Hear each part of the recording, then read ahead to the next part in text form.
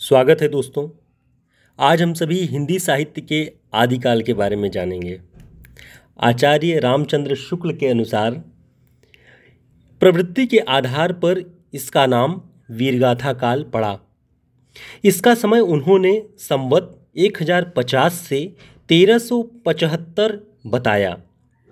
संवत से 57 वर्ष घटाने पर ईसवी सन में इसे बदला जा सकता है, अर्थात 993 ईस्वी से 1318 ईस्वी तक की अवधि को आदिकाल के नाम से हिंदी साहित्य के इतिहास में संबोधित किया जाता है। आदिकाल को आचार्य रामचंद्र शुक्ल ने 4 प्रकरणों में विभाजित किया है। प्रकरण 1 के अंतर्गत सामान्य परिचय, प्रकरण 2 के अंतर्गत अपभ्रंश काव्य, प्रकरण 3 के अंतर्गत देश भाषा काव्य, जिसे वीरगाथा काल के नाम से उन्होंने संबोधित किया।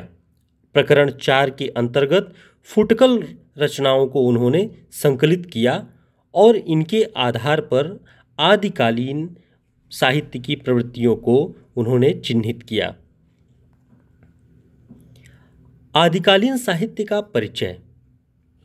आप देखेंगे कि अपभ्रंश या प्राकृताभास पद्यों का पता तांत्रिक और योगमार्गी बौद्धों की सांप्रदायिक रचनाओं के भीतर विक्रम के 7वीं शताब्दी के अंतिम चरण में पता इसका चलता है। हिंदी साहित्य का आदिकाल महाराज भोज के समय से लेकर हमीरदेव के समय के कुछ पीछे तक माना जा सकता है। इस अवधि में किसी विशेष प्रवृत्ति की रचनाएं न लिखी जाकर धर्म, नीति, श्रृंगार, वीर सब प्रकार की रचनाएं दोहों के रूप में मिलती हैं। इस अवधि में राज्याश्रित कवियों द्वारा अपने आश्रयदाता राजाओं के चरित्रों की गाथाएं लिखी जा रही थी। यही प्रबंध परंपरा रासों के नाम से जानी जाती है।